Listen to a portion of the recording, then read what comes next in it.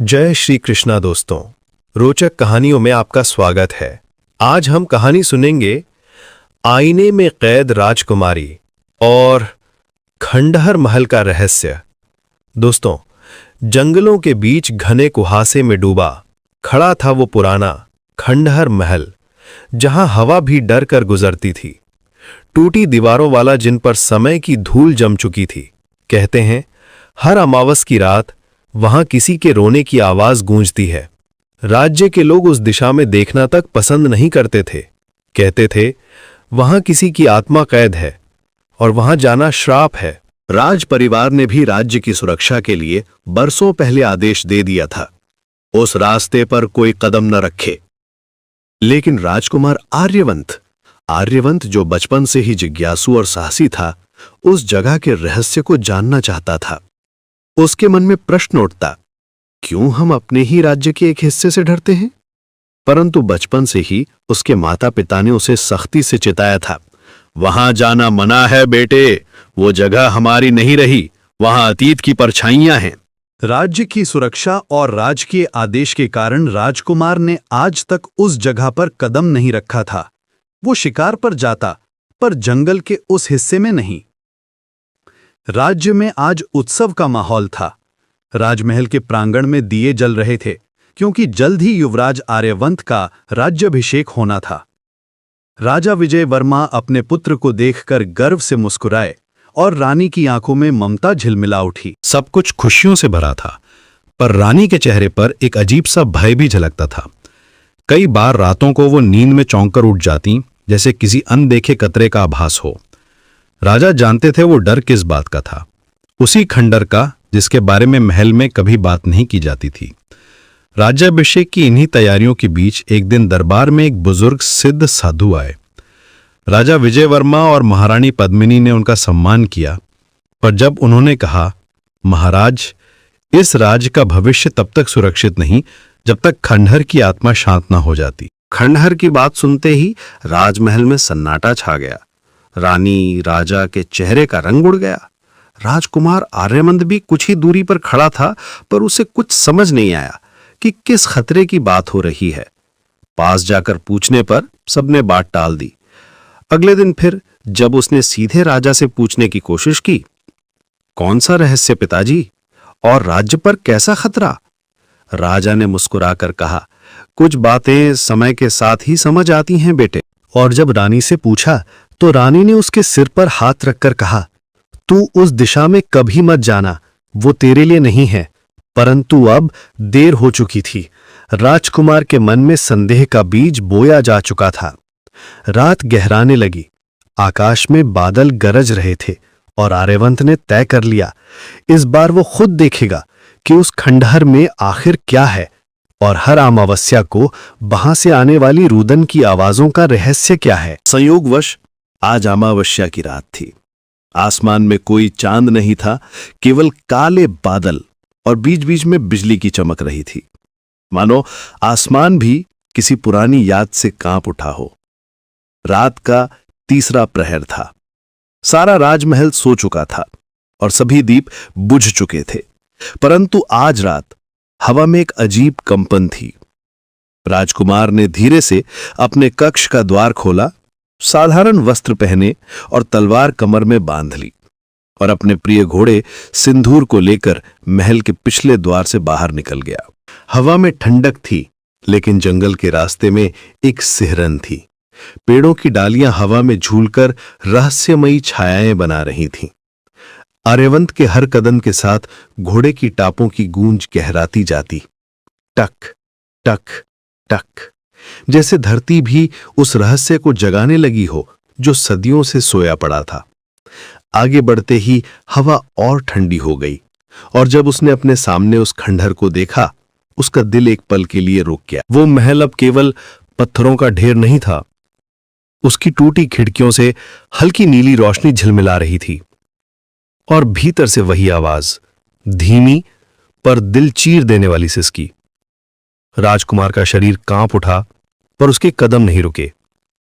उसने घोड़े से उतरकर तलवार निकाली और उस सिसकी की दिशा में चल पड़ा, जैसे नियति ने उसी रात उसे पुकारा हो। उसकी आंखों में एक ही निश्चय था, आज मैं सच्चाई जानकर रहूंगा। जैसे ही राजकुमार आर्यवंत ने कदम रखा, हवा का एक ठंडा झोंका उसकी देह से टकराया, मानो सदियों से बंद कोई सांस आज फिर जिंदा हो उठी हो।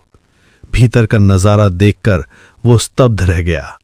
चारों ओर बिखरे पड़े थे जंग खाए हथियार, जिन पर अब भी सूखे खून के निशान जमे थे। दीवारें टूटी हुई, छतें धसी हुई और हवा में धूल और नमी की मिलीजुली गंध तैर रही थी। राजमहल की बाहरी दीवारें लताओं से ढक चुकी थीं, लेकिन अंदर हर कोने में किसी अधूरे युद्ध का साक्ष्य था। टूटे बख्तर, गिरे हुए मुकुट और उन दीवारों पर टंगी राजवंश के पूर्वजों की तस्वीरें, जिनकी आंखें अब भी किसी अदृश्य दर्द से उसे देखती प्रतीत हो रही थीं। अचानक कहीं भीतर से रोने की हल्की आवाज आई, धीमी पर इतनी मार्मिक कि उसके दिल की धड़कनें तेज हो गईं। वो उस आवाज के पीछे पीछे चल पड़ा, कभी अंधेरे गलियारों से, कभी टूटी सीढ़ियों से उतरते हुए। हर कमरे में झांका, पर आवाज किसी एक जगह से नहीं, बल्कि दीवारों के भीतर से आती लग रही थी। कौन है वहां? उसने पुकारा। उसकी आवाज पत्थरों से टकराकर लौट आई। फिर अचानक एक कमरे के कोने में हल्की नीली चमक दिखी। वो पास गया। दीवार पर एक पुराना धूल से ढका सीसा आईना टंगा था। आईने की सतह में धुंध सी घूम रही थी और उसके भीतर से वही आवाज फिर आई, आर्यवंत, क्या तुम मुझे सुन सकते हो? राजकुमार ने कांपते हुए हाथ बढ़ाया और जैसे ही उसकी उंगलियां आईने की सतह को छुईं, धुंध हटने लगी। अब उसके सामने थी एक सुंदर पर उदास चेहरा। वो थी राजकुमारी अनवीरा, बिल्कुल वैसी ही जैसी कहानियों में उसने सुनी थी, पर उसकी आंखों में थे सदियों के दर्द और शीशे की परतों के भीतर झिलमिलाती कैद की लपटें।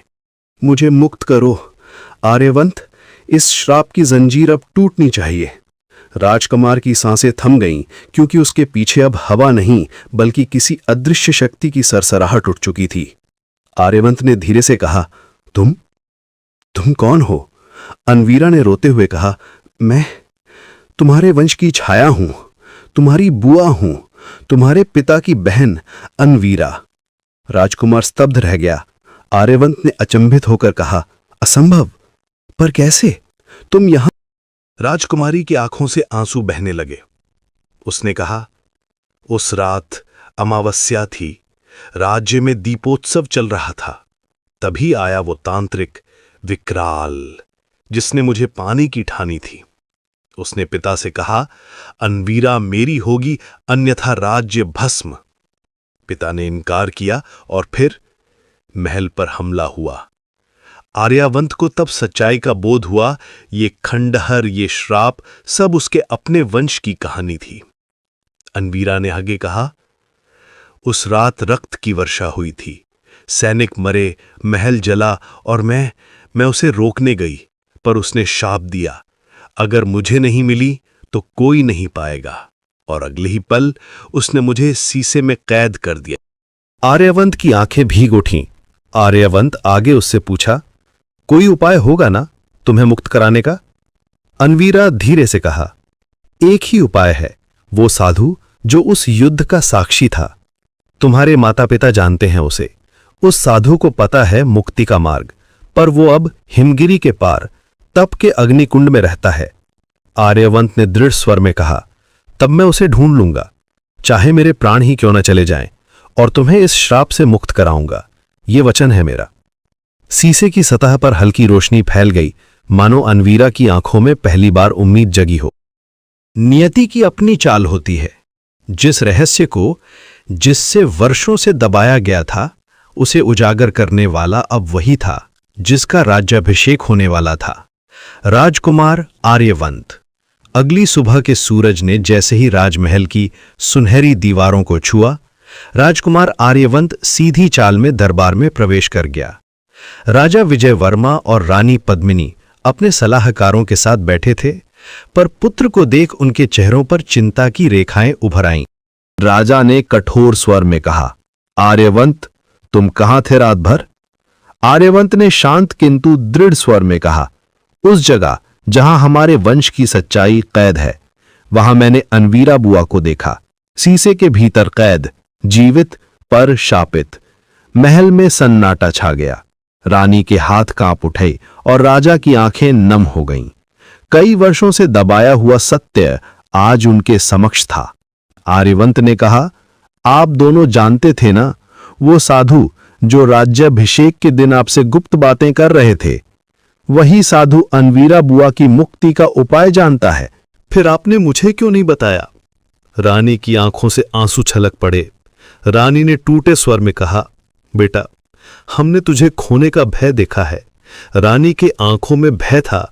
उसने रोते हुए कहा, वो अमावस की काली रात जब हमने अपना पूरा परिवार खो दिया, तुम्हारा बड़ा भाई जो उस वक्त केवल 5 वर्ष का था, उसे भी उस राक्षस तांत्रिक विकराल ने मार डाला। और रानी फूट फूट कर रोने लगी। रानी ने आगे कहा, उस वक्त तुम्हारे पिता तुम्हें लेकर साधु की कुटिया में पवित्र यज्ञ कुंड की भस्म लेने गए थे, तुम्हारे उपचार के लिए। तुम उस वक्त केवल 2 वर्ष के थे और एक रोग से जूझ रहे थे। हमने तुझे मरते मरते पाया था। इस राजवंश का इकलौता वारिस है तू। अब जब तुम राजा बनने जा रहे हो तो हम तुझे किसी श्राप या युद्ध में नहीं खोना चाहते।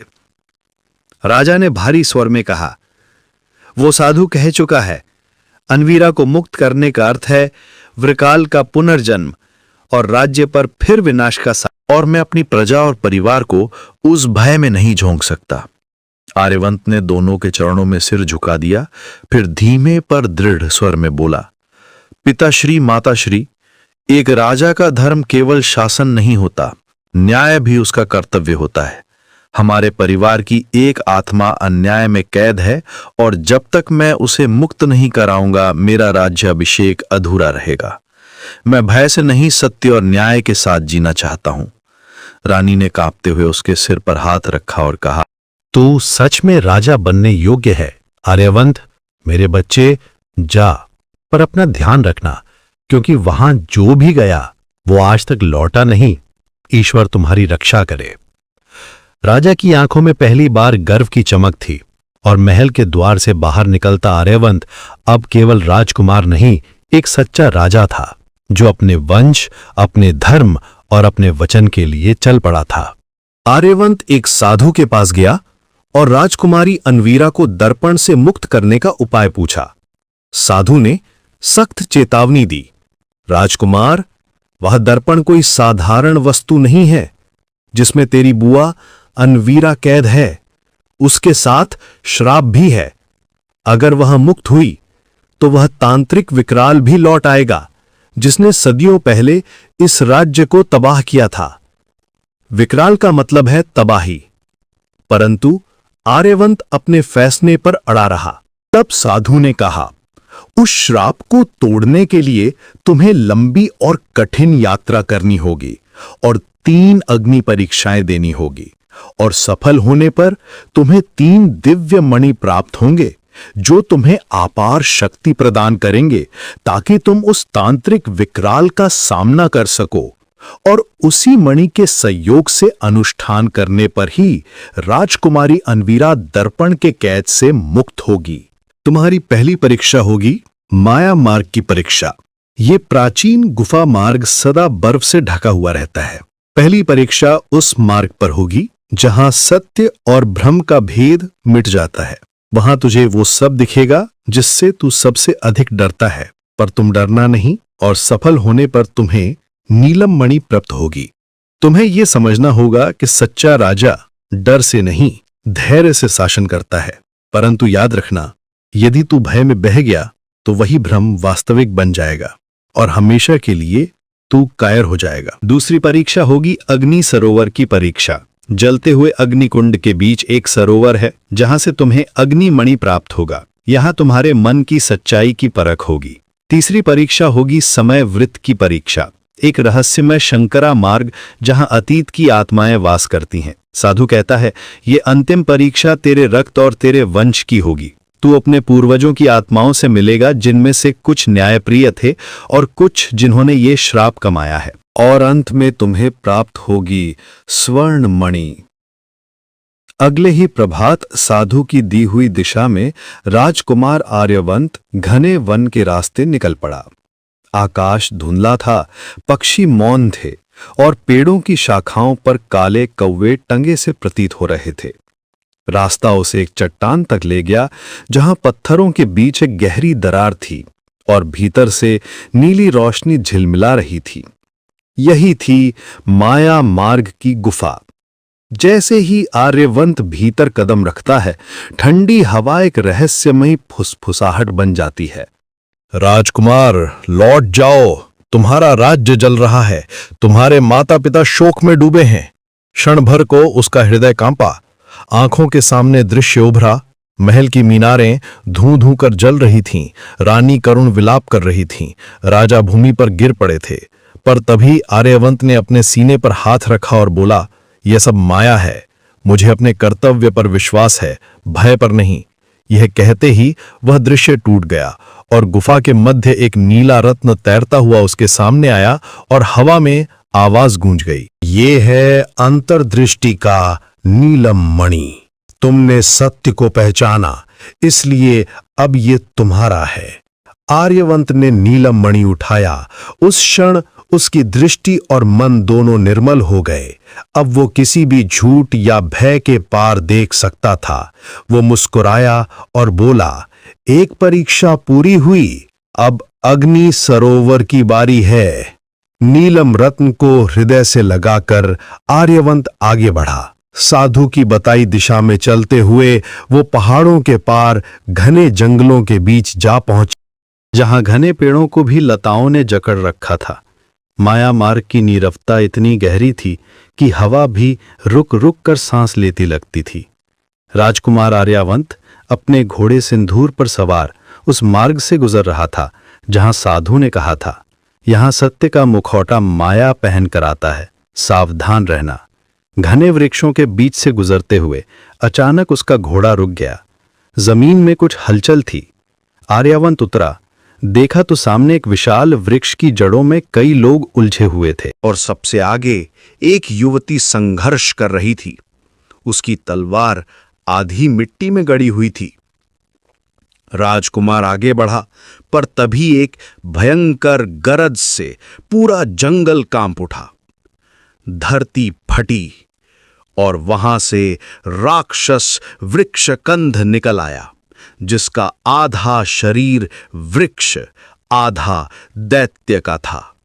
उसकी लताएं सांपों की तरह फन फैलाए और उसकी आंखें अंगारों सी जल रही थी। वो गरजा, ये माया मार्ग मेरी सीमा है, जो इसमें आया वो अब कभी लौट नहीं सकता। राजकुमार ने तलवार खींची, युद्ध छिड़ गया, बिजली चमकने लगी, मिट्टी उछलने लगी। आर्यवंत की तलवार उसकी लताओं को काटती, पर वे फिर जुड़ जाती। राक्षस अजेय लग रहा था। तभी बंधी हुई युवती चिल्लाई, राजकुमार, उसके हृदय में अग्नि छिपी है, उसे जल से मारो, वो केवल नीलम मणि से ही मारा जा सकता है। ऐसा इस राक्षस ने खुद बताया था कि इसे कोई नहीं मार सकता, इसे केवल नीलम मणि की सहायता से ही मारा जा सकता है। आर्यवंत चौंका। उसे याद आया कि उसने पहली परीक्षा से नीलम मणि प्राप्त कर लिया है। और तब राजकुमार ने तलवार की मूठ में वो मणि जड़ी, और जब राक्षस ने फिर प्रहार किया तो आर्यवंत ने अपनी पूरी शक्ति से तलवार उसके हृदय में घोंप दी। अग्नि की लपटें फूटीं और राक्षस राख बन गया। जकड़े हुए सभी लोग मुक्त हो गए। वृक्षों की जकड़न टूट गई। राक्षस के अंत के बाद उस वन में जैसे जीवन लौट आया था। बंधे हुए लोग झुककर राजकुमार आर्यवंत को प्रणाम कर रहे थे। किसी की आंखों में राहत थी, किसी के दिल में आभार। सब अपने अपने गांव और घर की दिशा में चल पड़े। राजकुमारी नीरजा और राजकुमार आर्यवंत भी अपने अपने रास्ते पर चल पड़े। दोनों अपने घोड़ों पर सवार होकर जब वन की संकरी पगडंडियों से निकले तो पत्तों पर सूरज की किरणें झिलमिला रही थीं। पर अगले ही मोड़ पर दोनों एक बार फिर मिले, क्योंकि दो राहें अब एक हो चुकी थीं। राजकुमार आर्यवंत और राजकुमारी नीरजा की मंजिल एक थी, अग्नि सरोवर। रास्ते के मोड़ पर नीरजा मुस्कुराई और उसी पल आर्यवंत ने हंसते हुए कहा, शायद नियति भी यही चाहती है कि हम दोनों साथ चलें। नीरजा की नजरें झुक गईं, पर उसके होठों पर हल्की सी मुस्कान तैर गई। दोनों ने बिना कुछ कहे समझ लिया अब ये यात्रा सिर्फ परीक्षा की ही नहीं बल्कि दिलों की भी है। शाम घिरने लगी थी, हवा में ठंडक बढ़ रही थी। दोनों ने एक छोटे से खुले मैदान में रात्रि बिताने का निर्णय लिया, जहां पास ही एक स्वच्छ झरना बह रहा था और आसमान पर तारों की पहली झिलमिलाहट उतर आई थी। नीरजा ने कुछ फल और फूल तोड़े, आर्यवंत ने सूखी लकड़ियां इकट्ठी की और आग जलाई। लपटों की गर्म रोशनी में उनके चेहरे दमक उठे और धीरे धीरे बातचीत शुरू हुई। कभी बचपन की यादें, कभी भविष्य के सपने, कभी डर और कभी हंसी। नीरजा ने बताया, मैं राजकन्या नीरजा हूं, उत्तर राज्य की। मेरे पिता को माया मार्ग के श्राप ने अंधा कर दिया था और मैं उस सरोवर का जल लेने निकली थी जो उस श्राप को धो सके, पर यहां राक्षस वृक्ष कंध के जाल में फंस गई थी। नीरजा ने कहा, मुझे लगता है हमारी मुलाकात यूं ही नहीं हुई। शायद तुम्हारा रास्ता मेरे पिता की आंखों की रोशनी से भी जुड़ा है। आर्यवंत ने उसकी ओर देखते हुए कहा, और शायद तुम्हारा साहस ही मेरे श्राप का अंत करेगा। हवा के झोंके से आग की लपटें नाच उठीं, दोनों की परछाइयां एक दूसरे में घुल मिल गईं। उस रात उन्होंने एक दूसरे से कोई वादा नहीं मांगा, बस एक वचन दिया, जब तक सांस है ये राह साथ रहेगी। चांदनी में जंगल शांति से सो गया, पर दो दिलों में एक नई कहानी जाग उठी थी, जो नियति ने खुद लिखी थी। राजकुमार ने मुस्कुराकर कहा, अब तुम अकेली नहीं हो राजकुमारी, हमारे मार्ग एक हो चुके हैं। तुम्हारे साहस ने मुझे विजयी बनाया है। और नीरजा ने गंभीर स्वर में कहा, और तुम्हारे करुण हृदय ने मेरी जान बचाई है। और दोनों ने मनोहारी दृश्य निहारा। दोनों की आंखों में एक नई चमक थी, जो न केवल कृतज्ञता की थी बल्कि दो वीर आत्माओं के बीच जन्मे एक अनकहे बंधन की भी थी। अब राजकुमार के पास पहली मणि थी, नीलम मणि, और उसके साथ उसकी संगिनी थी नीरजा, जो आगे आने वाली परीक्षाओं में उसके भाग्य का हिस्सा बन गई। भोर की पहली किरण जब पेड़ों के बीच झांकी तो नीरजा और आर्यवंत दोनों तैयार खड़े थे। साधु ने कहा था, दूसरी परीक्षा अग्नि सरोवर में है, जहां जल आग की तरह जलता है और हृदय कांपता है। और ऐसे विषम परिस्थिति में जो अपने भाई को जीत लेगा वही वहां से दूसरी मणि प्राप्त करेगा। वे दोनों जंगलों, घाटियों और पत्थरीले रास्तों से गुजरते हुए पहुंचे उस घाटी में जहां दूर से ही हवा गर्म लगने लगी। धीरे धीरे उनके सामने एक सरोवर उभरा, पर वो साधारण नहीं था। उसके जल से नीली ज्वालाएं उठ रही थीं, मानो पानी खुद आग बन चुका हो। नीरजा ने धीमे स्वर में कहा, ये वही अग्नि सरोवर है जिसका जल लाने में घर से निकली थी और उस राक्षस की जाल में फंस गई। नीरजा ने आगे बताया, कहा जाता है यहां जो सत्य बोलता है वही जल को छू सकता है और झूठ बोलने वाला यहीं राख बन जाता है। आर्यवंत ने उसकी आंखों में देखा, वहां भय नहीं, दृढ़ता थी। वो बोला, तो हमें सत्य से ही इस परीक्षा को जीतना होगा। दोनों सरोवर के किनारे पहुंचे। सरोवर में अग्नि धधक रही थी और सरोवर के मध्य जाने पर अग्नि की ज्वाला अपने आप शांत हो गई और एक अग्निदेव प्रकट हुआ। उसकी आवाज गूंज उठी, जो इस ज्वाला को छूना चाहता है पहले उसे अपने भीतर की ज्वाला से गुजरना होगा। बताओ तुम कौन हो और क्या तुम्हारे हृदय में छल है? आर्यवंत ने अपनी तलवार रख दी और कहा, मैं आर्यवंत हूं, उस वंश का राजकुमार जिसने कभी एक दुष्ट तांत्रिक का कहर झेला है और उसके श्राप से आज भी पीड़ित है। और मैं अपने परिवार को आने वाले खतरों से और अपनी बुआ को उस अन्याय के दर्पण की कैद से मुक्त करने आया हूं और अपने भय को जलाने भी आया हूं। नीरजा ने आगे बढ़कर कहा, मैं उस पिता की पुत्री हूं जिसने अत्यंत कष्ट में भी अब तक अपना धैर्य नहीं खोया है। जल की धारा चमक उठी। राजकुमारी नीरजा ने दिव्य जल एक बोतल में भर लिया और अग्निदेव को प्रणाम किया। आर्यवंत ने भी अग्निदेव को प्रणाम किया। जैसे ही उनके शब्दों की गूंज सरोवर में पहुंची, सरोवर के मध्य एक कमल खिल गया, जिसकी पंखुड़ियों के बीच चमक रही थी अग्निमणि। आर्यवंत ने अपने दोनों हाथों से उसे उठाया, तभी आकाश में बिजली कौंधी और एक आवाज गूंजी, तुम्हारी परीक्षा पूरी हुई। ये मणि सिर्फ शक्ति ही नहीं देती है, बल्कि ये प्रेम की सच्चाई की कसौटी भी है। अब अगली और अंतिम परीक्षा में तुम्हें अपने दिल की सच्चाई सिद्ध करनी होगी, समयवर्ती की परीक्षा। नीरजा ने आर्यवंत की ओर देखा। उसके चेहरे पर थकान थी, पर आंखों में अडिग विश्वास। उसने मुस्कुराकर कहा, अब ये यात्रा सिर्फ तुम्हारी नहीं रही आर्यवंत, अब इसमें मेरा जीवन भी जुड़ चुका है। आर्यवंत ने धीरे से उसका हाथ थाम लिया और कहा, मेरा हर सांस तुम्हारे नाम हो चुका है। सूर्यास्त की लालिमा में अग्नि सरोवर चमक उठा, मानो अग्नि भी उनके प्रेम की साक्षी बनी। हवा में एक आवाज गूंजी, अब तीसरी और अंतिम परीक्षा तुम्हारी प्रतीक्षा कर रही है, समयवर्ती की परीक्षा, जहां तुम्हें स्वयं अपने भाग्य से सामना करना होगा। तीसरा अध्याय, समयवर्ती की परीक्षा। अग्निमणि को सावधानी से अपने गले में डालते हुए आर्यवंत आगे बढ़ा। साधु की बताई दिशा उसे एक निर्जन घाटी तक ले आई। वहां न हवा थी, न कोई आवाज। घाटी के मध्य धुंध भरा एक सकरा मार्ग प्रतीत हो रहा था, जिसके चारों ओर रहस्यमयी आकृतियां और चित्र उभरते हुए प्रतीत हो रहे थे। ऐसा लग रहा था मानो समय जैसे ठहर गया था, पेड़ों की पत्तियां हवा में जमी हुई थीं। पुनः एक आवाज गूंजी, ये है समयवर्ती की परीक्षा। यहां तुम्हें अपने अतीत, वर्तमान और भविष्य से गुजरना होगा। जो अपने सत्य से भागेगा वो यहीं समय में खो जाएगा। आर्यवंत ने साहस से कदम रखा। क्षण भर में दृश्य बदल गया। वो अपने बचपन में था, जब उसने पहली बार घोड़ा चलाना सीखा था, जब रानी ने उसे गोद में लेकर कहा था, राजा बनना मेरा बेटा, पर सबसे पहले इंसान रहना। वहां दृश्य देखकर आर्यवंत खुशी से नीरजा को बचपन की बातें बताता है। फिर उसने देखा वो पल जब खंडहर से सिसकियां सुनाई दे रही थीं और सबने उसे सच जानने से रोका था।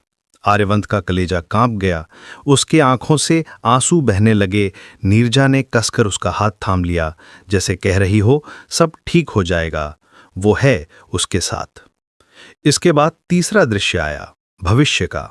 उसने देखा राज्य अंधकार में डूबा है, महल ध्वस्त हो चुके हैं, लोग रो रहे हैं और अनवीरा फिर से शीशे में कैद है। वो चीखा, नहीं, ये भविष्य मैं नहीं होने दूंगा। समय का वृत्त कांपा, चारों दिशाओं से तेज प्रकाश फूटा। समय का वृत्त जैसे कांप गया और चारों दिशाओं से तेज प्रकाश फूटा। तीनों काल, अतीत, वर्तमान, भविष्य, सब एक साथ उसके चारों ओर घूमने लगे। उसके साहस, त्याग और सच्चाई की परीक्षा पूरी हो चुकी थी।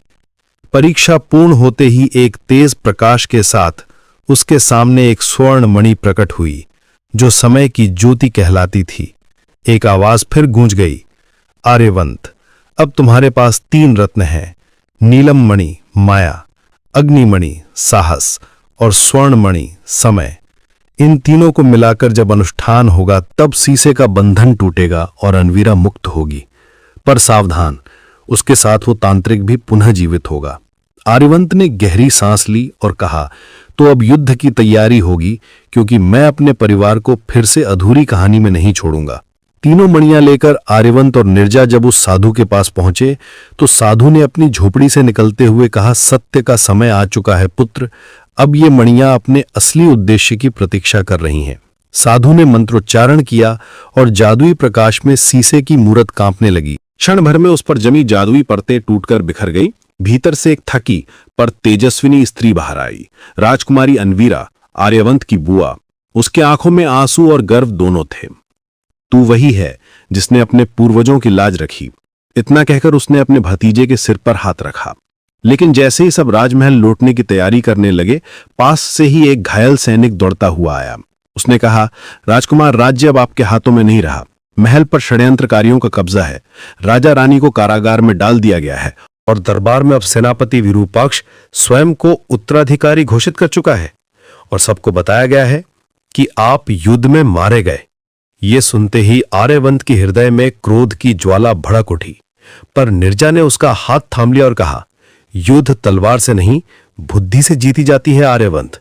पहले अपने माता पिता को बचाना होगा। दोनों अब निर्जा के राज्य की ओर चले गए। वहां पहुंचकर निर्जा ने जैसे ही अपने पिता की आंखों में पवित्र जल डाला और उनके शरीर पर जल छिड़का, वैसे ही निर्जा के पिता राजा वीरवर्धन चमत्कारिक रूप से ठीक हो गए और अपनी पुत्री को गले से लगा लिया और कहा, मेरी साहसी पुत्री, तुमने आज वो कर दिखाया है बड़े बड़े न कर पाए।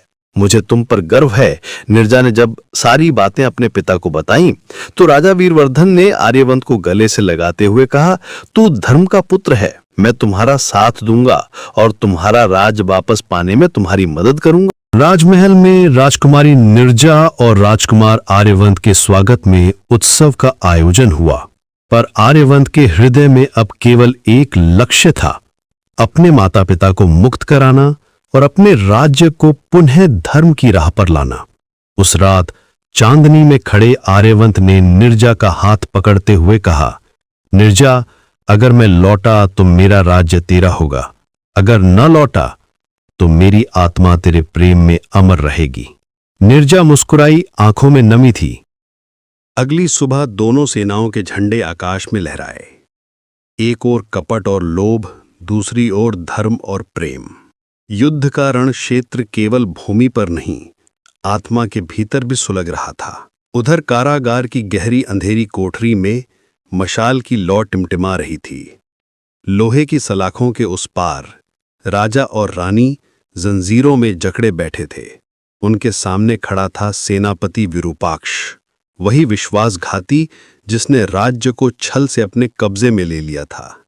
विरूपाक्ष व्यंग से मुस्कुराया और कहा, महाराज, आपकी विरासत अब मेरी है। आपका बेटा आर्यवंत मारा गया, पर चिंता मत कीजिए, आज मैं आपको उसका सिर उपहार में दूंगा। रानी का चेहरा पीला पड़ गया, आंखों से आंसू बह निकले, पर राजा ने सीना तानकर कहा, झूठ के राज्य की आयु क्षणिक होती है विरूपाक्ष। जिस पुत्र ने सत्य के लिए जन्म लिया है, उसकी सांसें किसी तलवार से नहीं रुक सकती। उधर महल से दूर मैदानों में दोनों सेनाएं आमने सामने खड़ी थीं। काले बादल छा गए थे, आकाश में बिजली चमक रही थी। आर्यवंत घोड़े पर सवार सुनहरी कवच में चमक रहा था।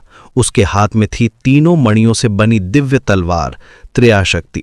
दोस्तों, कहानी का रहस्य अब और भी गहराने वाला है। क्या सच में तांत्रिक विकराल लौट आया है? क्या उसका कहर फिर से राज्य पर टूटेगा? क्या खंडहरों की दीवारें अब भी अंधेरे में कुछ फुसफुसा रही हैं? देखिए अगले भाग दर्पण में कैद राजकुमारी और खंडहर महल का रहस्य भाग 2 में।